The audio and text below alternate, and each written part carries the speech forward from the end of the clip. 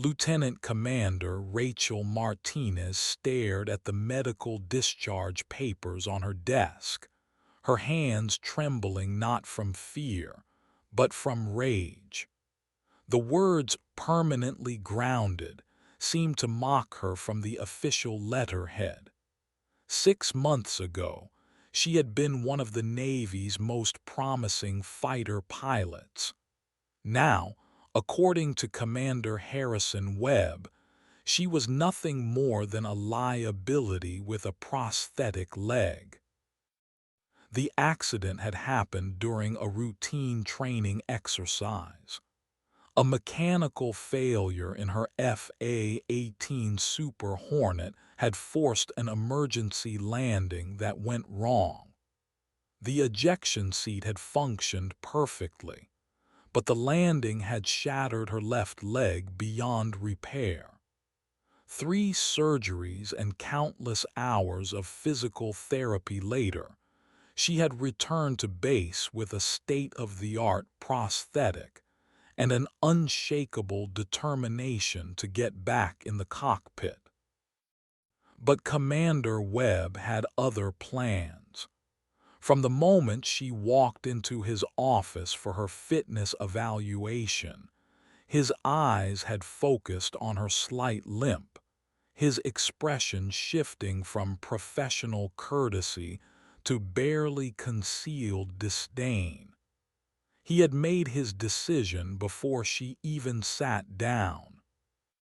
"Martinez," he had said, barely glancing at her exemplary service record, "I'm sure you understand that flight operations require peak physical condition.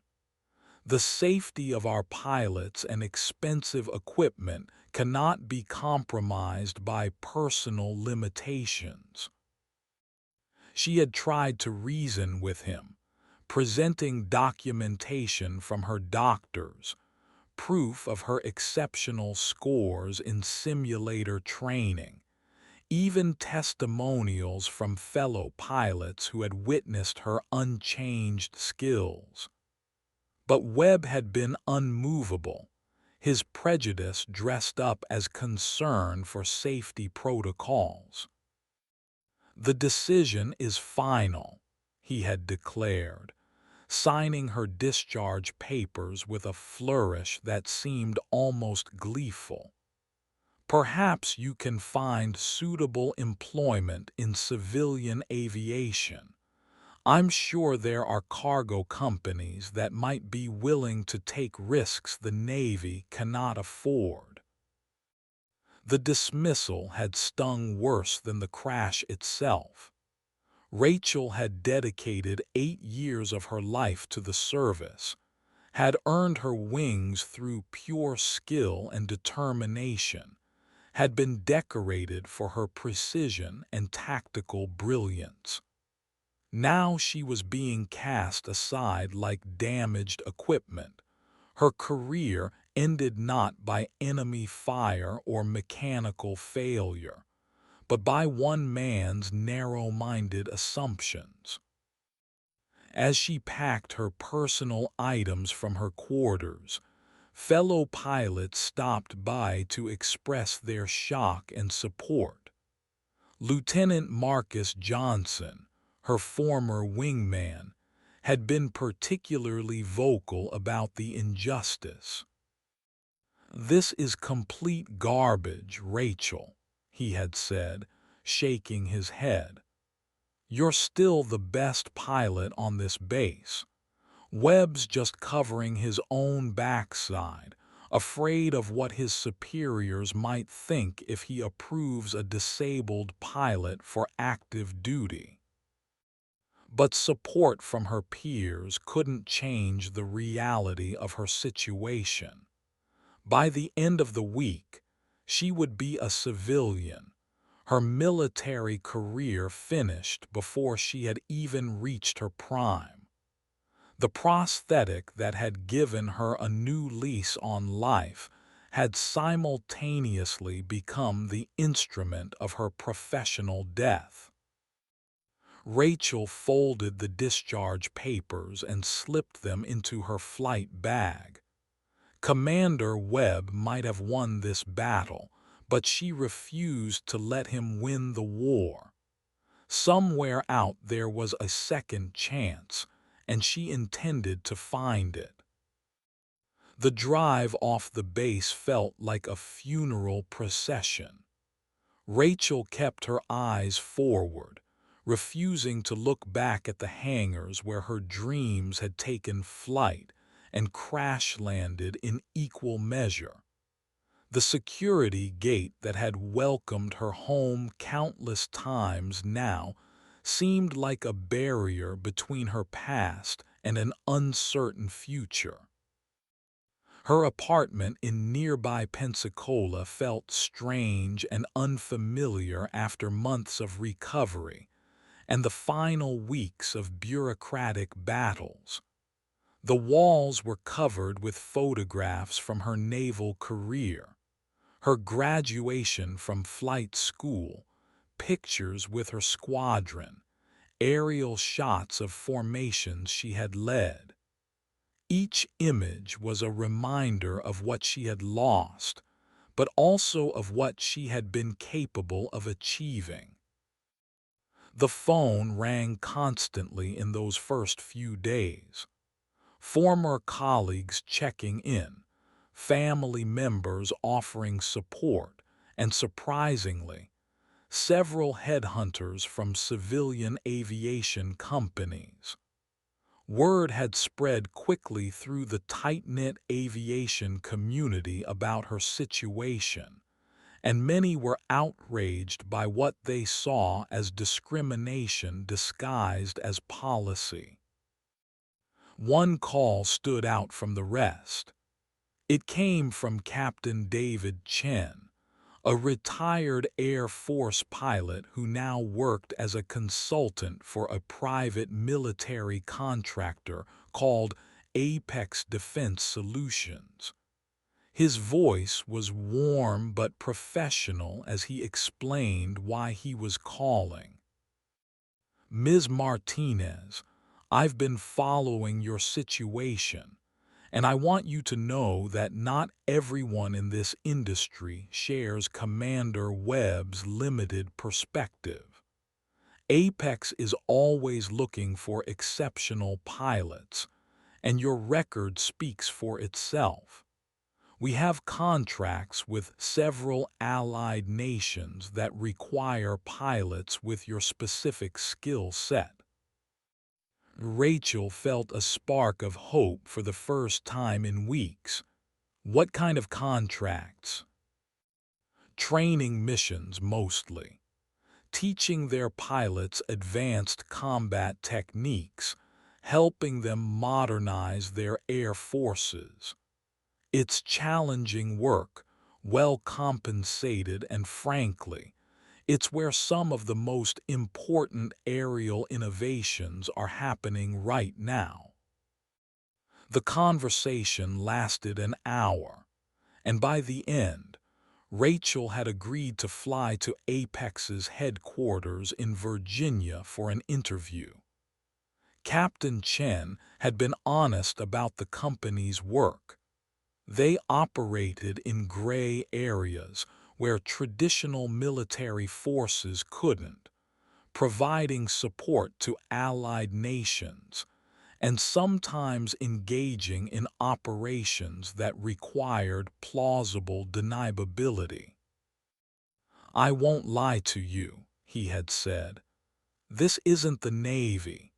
We operate with different rules, face different challenges, but we also don't have the bureaucratic limitations that held you back. Here, performance is the only metric that matters."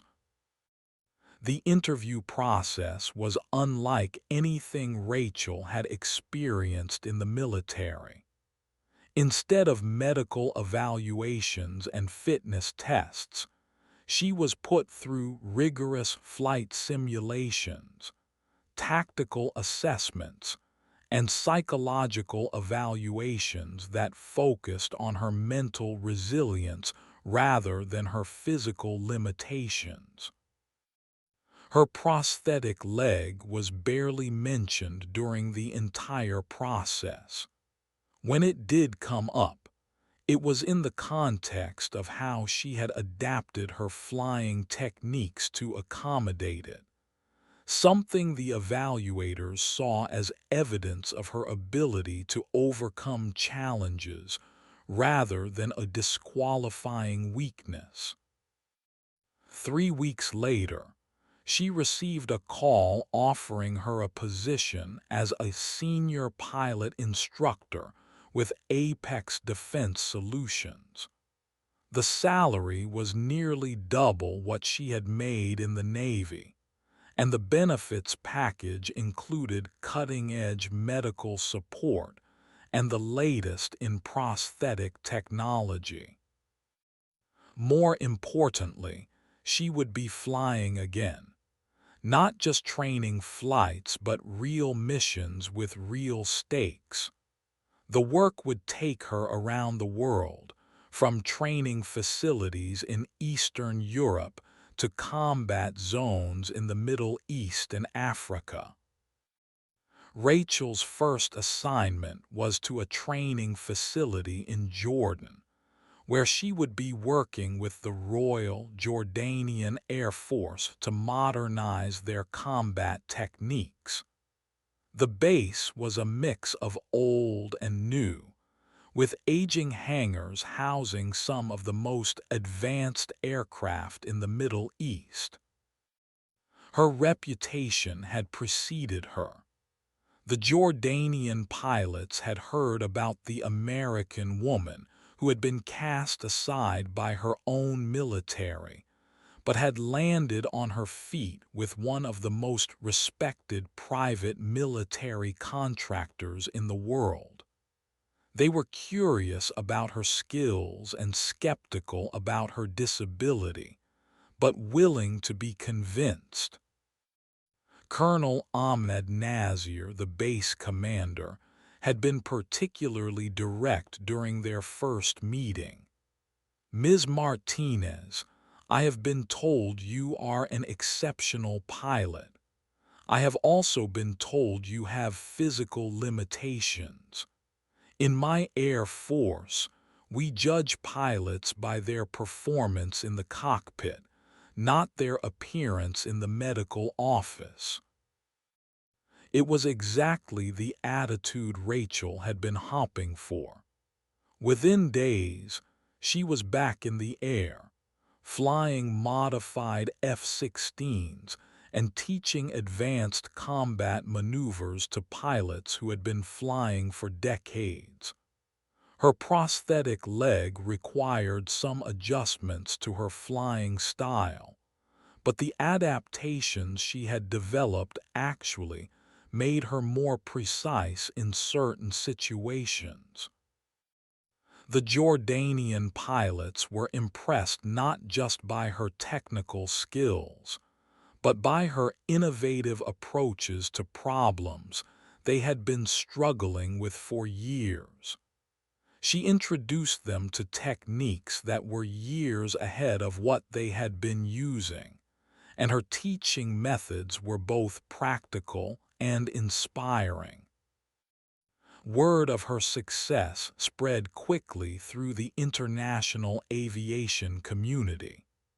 Within 6 months, she was receiving requests from air forces around the world, all wanting to learn from the American pilot who had turned her disability into a tactical advantage.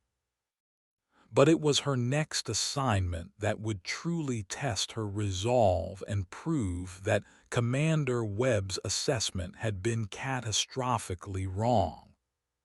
Apex had received a contract to provide air support for a multinational peacekeeping mission in a conflict zone where traditional military forces were politically unable to operate.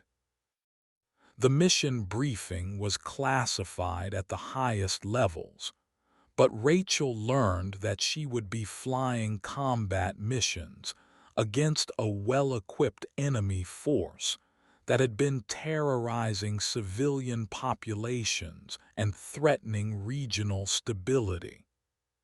It was exactly the kind of high-stakes operation that the Navy had claimed she was no longer capable of handling. Her call sign for the mission was Phoenix, a name that seemed particularly appropriate given her rise from the ashes of her military career. The irony wasn't lost on her as she prepared for her first combat mission since the accident that had changed everything. The enemy they were facing was a sophisticated military organization with advanced aircraft and experienced pilots. Intelligence reports suggested they had been trained by foreign military advisors and equipped with weapons systems that rivaled those of major world powers.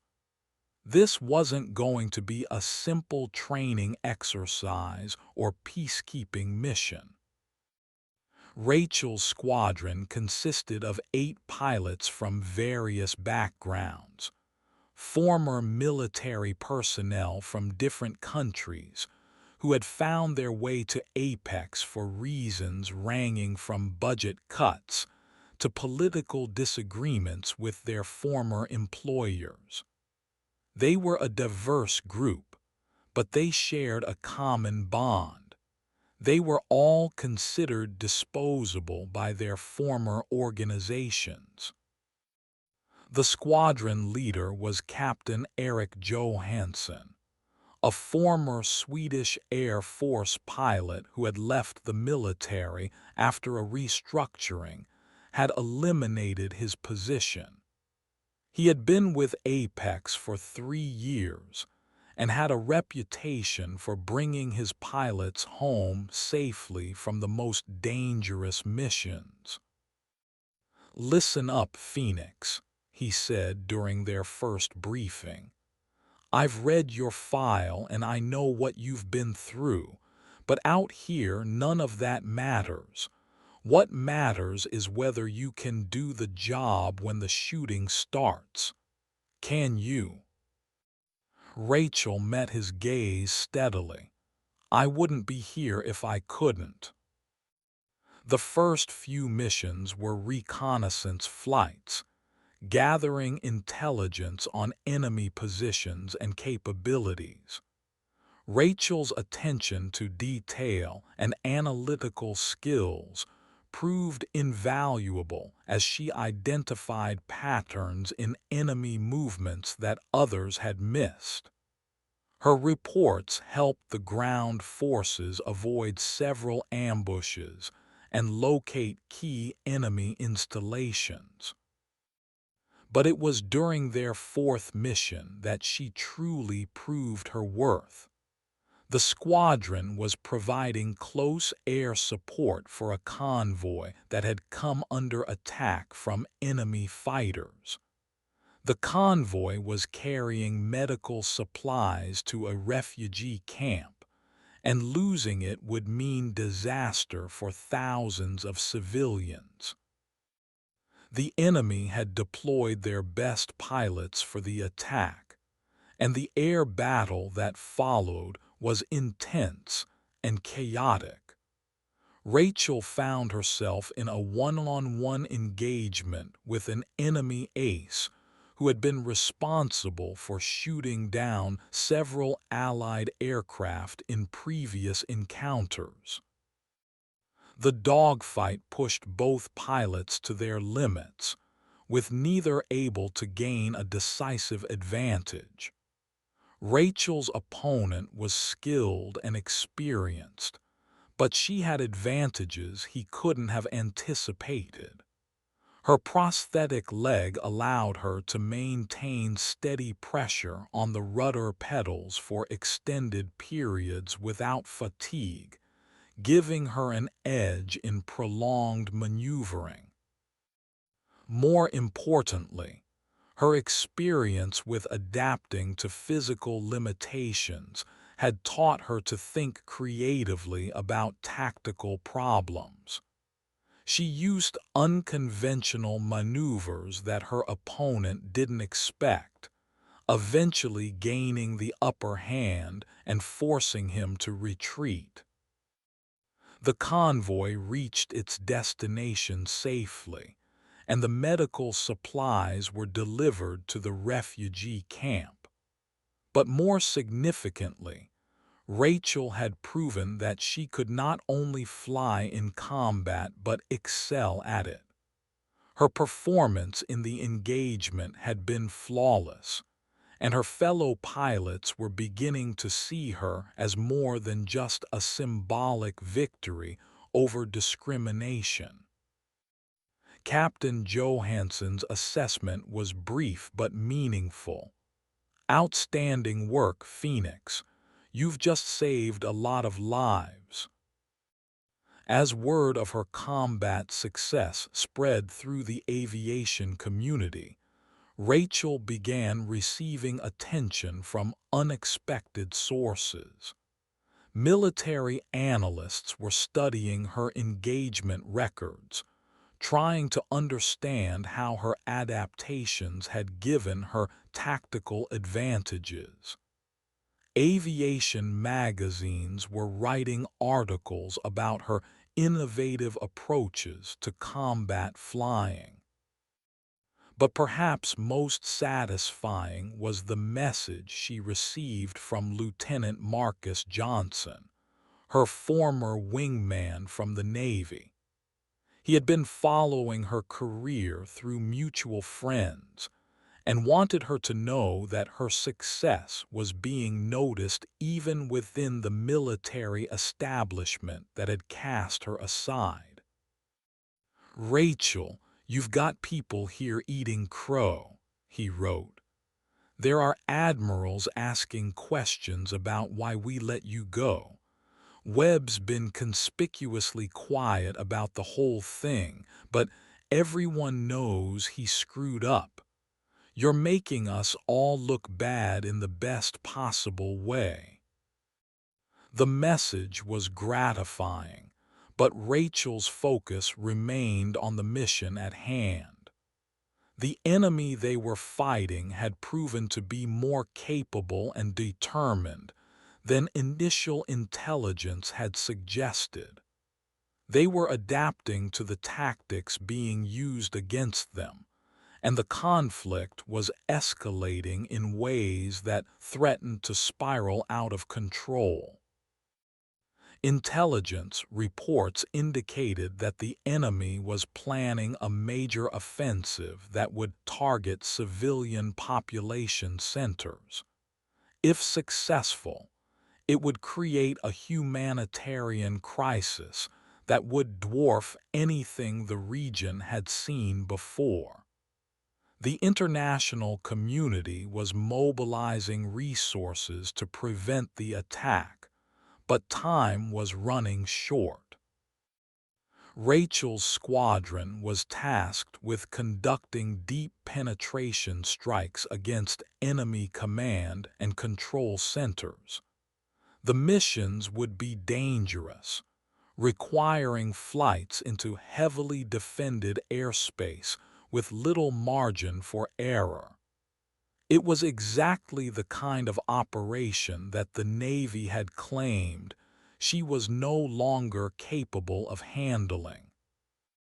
The first strike was scheduled for dawn, targeting an enemy communications facility that coordinated attacks across the region. Rachel would be flying as part of a four-plane formation, with Captain Johansson leading and two other pilots providing cover. As she prepared for the mission, Rachel thought about the journey that had brought her to this point. Less than a year ago, she had been sitting in Commander Webb's office, being told that her career was over. Now she was preparing to fly a combat mission that could help prevent a humanitarian catastrophe. The irony wasn't lost on her. The same military establishment that had declared her unfit for service was now relying on her skills to achieve objectives that their own forces couldn't accomplish. She had become exactly what they had claimed she could never be, a combat pilot whose abilities transcended physical limitations. The pre-flight briefing was thorough and professional. Intelligence had provided detailed information about enemy defenses, expected weather conditions, and extraction procedures if anyone was shot down. The mission would require precision timing and flawless execution, with no room for the kind of bureaucratic second-guessing that had plagued her Navy career. As Rachel walked to her aircraft, she felt the familiar mixture of excitement and apprehension that preceded every combat mission. Her prosthetic leg felt solid and reliable beneath her, no longer a source of uncertainty, but simply another part of her equipment. The months of adaptation and training had transformed what others saw as a disability into just another aspect of her professional toolkit. The aircraft assigned to her was a modified F-16 with upgraded avionics and weapons systems. It was newer and more capable than anything she had flown in the Navy, a testament to Apex's commitment to providing their pilots with the best possible equipment. The maintenance crew had done their usual excellent work, and every system checked out perfectly. Captain Johansson's voice crackled over the radio as the formation prepared for takeoff. "Phoenix, you ready for this?" Rachel's response was calm and confident. "Ready as I'll ever be, lead." The mission launch went smoothly, with all 4 aircraft getting airborne on schedule and forming up according to plan. The flight to the target area would take them over hostile territory for most of the route, requiring them to fly at low altitude to avoid enemy radar systems. As they crossed into enemy airspace, Rachel felt the familiar heightening of awareness that came with combat operations. Every sensor reading, every radio transmission, every slight change in engine sound became significant. Her training and experience had taught her to process this information automatically, leaving her conscious mind free to focus on the tactical situation. The first sign of trouble came from the electronic warfare officer monitoring enemy communications. "Lead, we're picking up increased radio traffic from the target area. Looks like they might be expecting us." Captain Johansson's voice remained calm. "Copy that. All aircraft maintain formation and stay alert. We're committed to this target." The enemy communications facility appeared on the horizon exactly where intelligence had said it would be. It was a complex of buildings and antenna arrays surrounded by defensive positions and camouflaged anti-aircraft systems. The target was well defended, but not impregnable. Rachel's role in the attack was to provide suppression fire against the air defense systems, while the other pilots targeted the main communications equipment. It was a challenging assignment that required her to fly directly into the teeth of the enemy defenses, but it was also the kind of mission that played to her strengths. As the formation approached the target, enemy anti-aircraft fire began filling the sky around them. Rachel's aircraft shuddered as shrapnel from near misses peppered the fuselage, but the damage was superficial. Her prosthetic leg remained steady on the rudder pedals, allowing her to maintain precise control even under the stress of combat. The attack unfolded with clockwork precision. Rachel's suppression fire knocked out two of the enemy's radar-guided missile systems, clearing the way for the other pilots to make their bombing runs. The communications facility erupted in explosions as precision-guided munitions found their targets. But as the formation turned for home, enemy fighters appeared on the horizon. Intelligence had underestimated the enemy's air defenses, and now Rachel's squadron found itself outnumbered and deep in hostile territory. The air battle that followed was intense and chaotic. Rachel found herself separated from the rest of the formation, engaged in a deadly game of cat and mouse with two enemy fighters who were trying to trap her between them. Her prosthetic leg became an unexpected advantage, allowing her to maintain steady control inputs during high-G maneuvers that would have fatigued a normal pilot. The engagement pushed Rachel to the limits of her skills and her aircraft's capabilities. She used every trick she had learned in years of training and combat, combined with innovative techniques that her unique situation had taught her.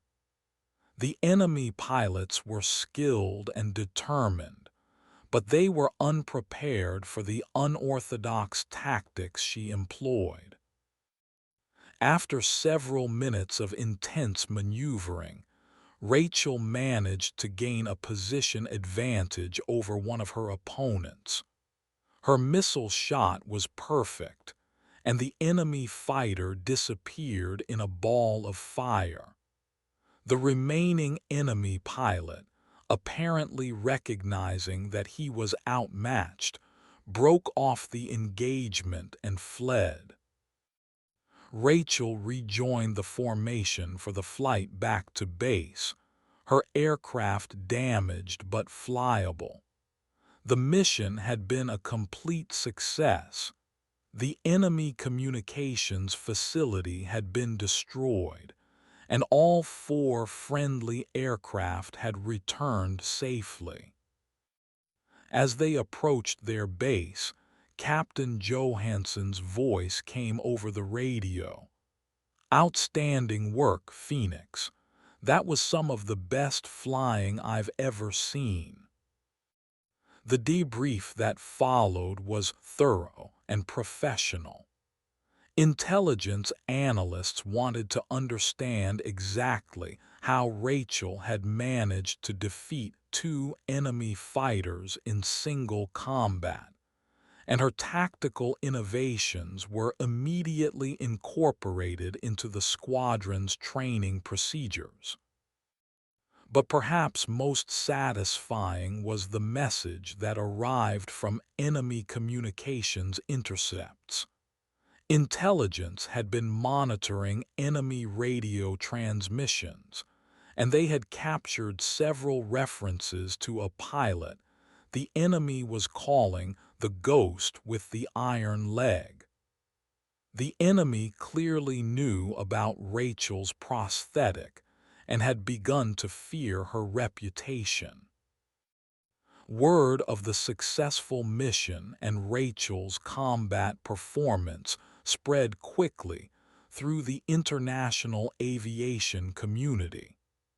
Military analysts began studying her engagement records, trying to understand how her adaptations had given her such significant tactical advantages. The attention was gratifying, but Rachel remained focused on the larger mission. The enemy they were fighting was far from defeated, and intelligence reports suggested they were planning an even larger offensive. The war was far from over, and Rachel's skills would be tested again soon. Over the following weeks, Rachel flew dozens of combat missions, each one adding to her growing reputation as one of the most effective pilots in the theater. Her call sign, Phoenix, became legendary among both friendly and enemy forces, representing a pilot who had risen from professional death to become a formidable combat asset. The enemy began specifically targeting her in their communications, offering bounties for her capture or death. They had clearly identified her as a significant threat to their operations, and their fear of her abilities was becoming evident in their tactical decisions. But it was during a mission 3 months later that Rachel's reputation would be cemented forever. Intelligence had located the enemy's supreme commander at a heavily fortified compound deep in hostile territory.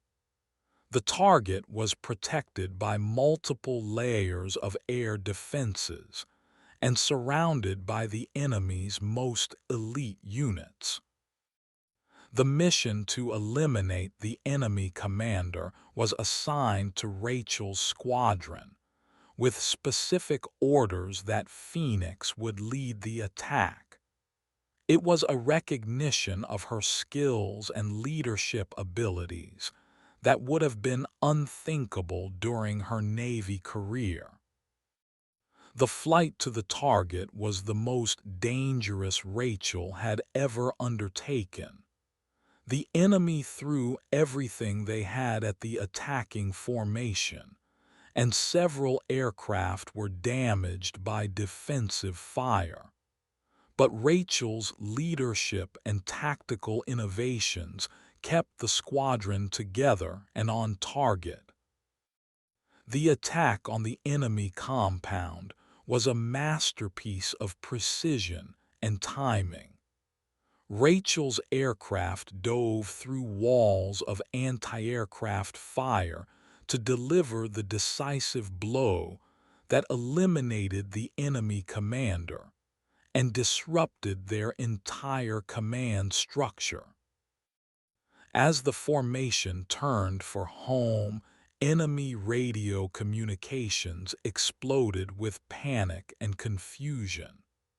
The loss of their supreme commander had thrown their entire organization into chaos, and it would take them months to recover from the blow.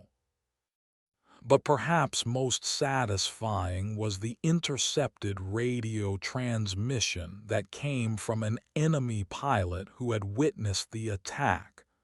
In heavily accented English, he whispered into his radio, "Phoenix, the ghost with the iron leg. She is death itself." Rachel had achieved something that Commander Webb had declared impossible.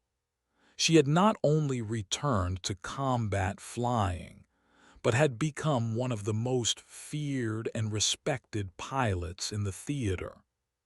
Her prosthetic leg, which Webb had seen as a disqualifying weakness, had become part of a legend that struck fear into the hearts of her enemies. The mission's success marked a turning point in the conflict. With their supreme commander dead and their command structure in chaos, the enemy forces began to collapse. Within weeks, organized resistance had ended, and the humanitarian crisis that had threatened the region was averted.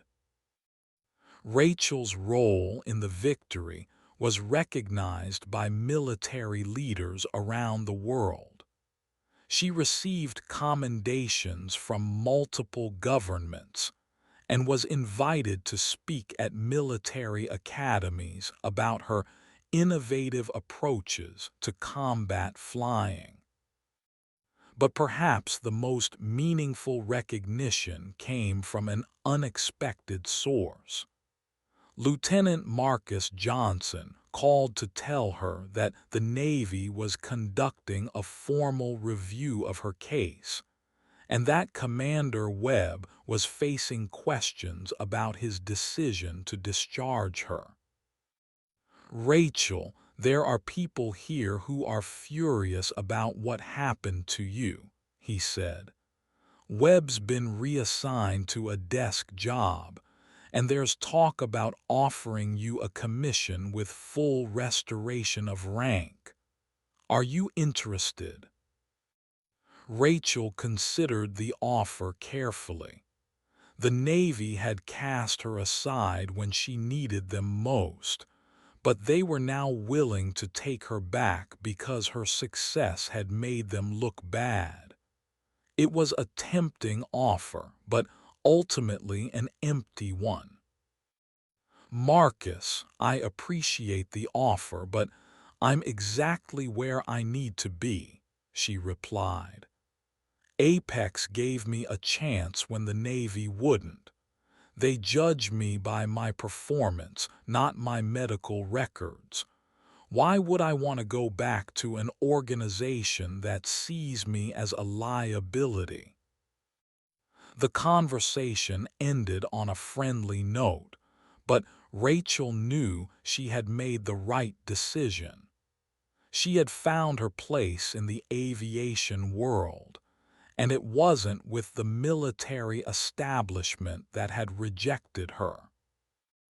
Over the following months, Rachel continued to fly missions around the world, training pilots and conducting operations that pushed the boundaries of what was possible in military aviation. Her prosthetic leg was no longer something she had to overcome. It was simply part of who she was as a pilot.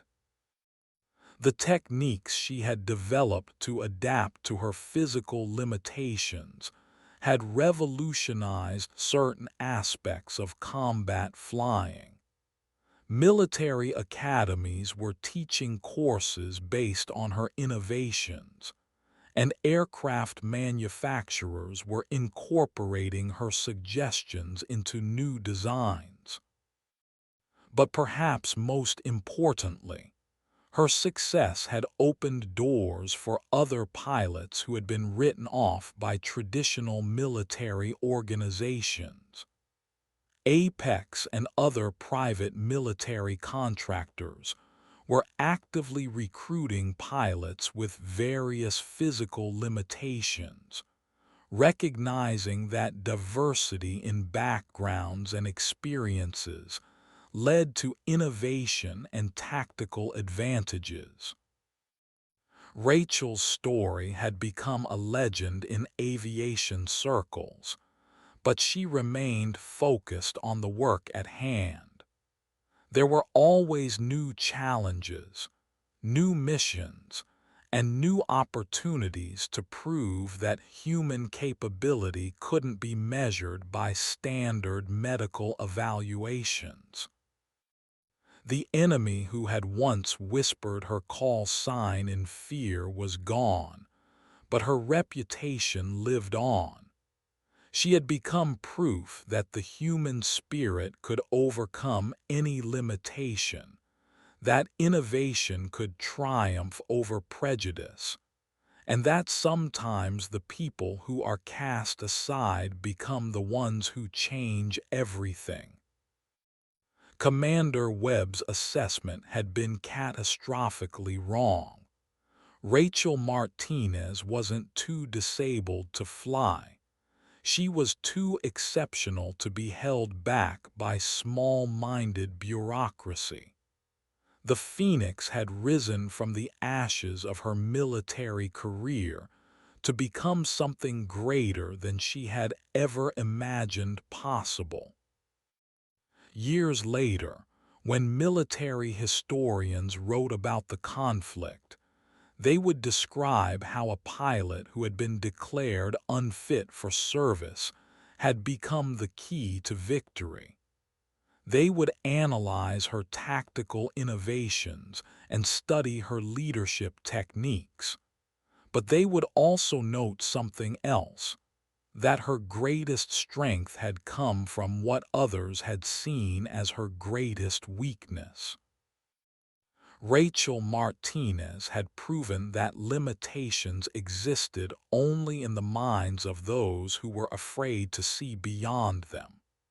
She had taken the very thing that was supposed to end her career and turned it into the foundation of a legend. The ghost with the iron leg had become immortal in the annals of military aviation, a reminder that human potential could never be measured by conventional standards. Her story would inspire generations of pilots who faced their own challenges and limitations. It would serve as proof that innovation comes from adversity, that strength comes from overcoming obstacles, and that sometimes the people who are told they can't do something are the ones who end up doing it better than anyone else.